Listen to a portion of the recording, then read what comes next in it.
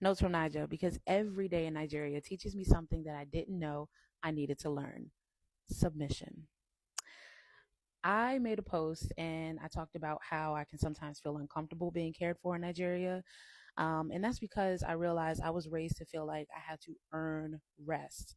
So someone made a comment and they said, I never saw it from that perspective because I've always felt like being cared for was just my right. And I was like, I laughed at first, but honestly, it really stuck with me and it unlocked something in me.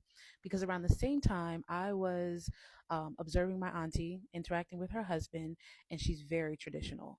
She greets him traditionally, she serves him first, and she moves with like this softness and respect, kind of like an audacity, right? And in my American perspective, if I'm honest, at first I was like, that's pretty old fashioned. But the more I watched, the more I realized that that woman did not look weak, not even a little bit.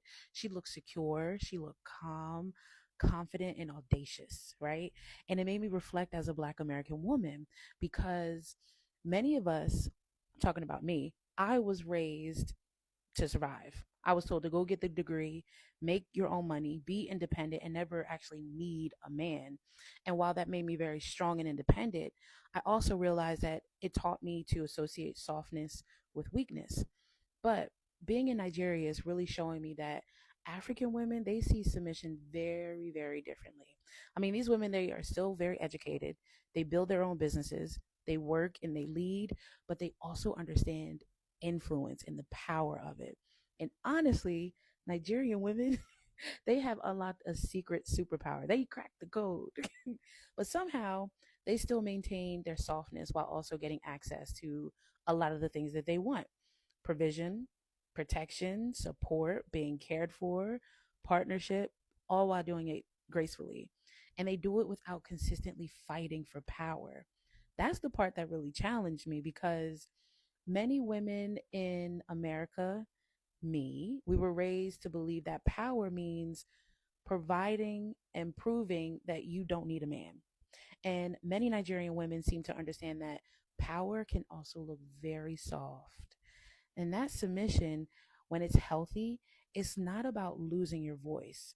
It's influence, it's emotional intelligence, it's understanding how to bring out the best in your man while still maintaining your own power. And honestly, I think that's the part that modern conversation misses a lot because the woman is not powerless. She's the atmosphere, she's the influence, she's the peace, and she's the direction, whether you believe it or not. And there's this saying: the man is the head and the woman is the neck. And maybe that's the lesson that Nigeria is teaching me, that softness and power are not opposites. And that's today's note from Naija.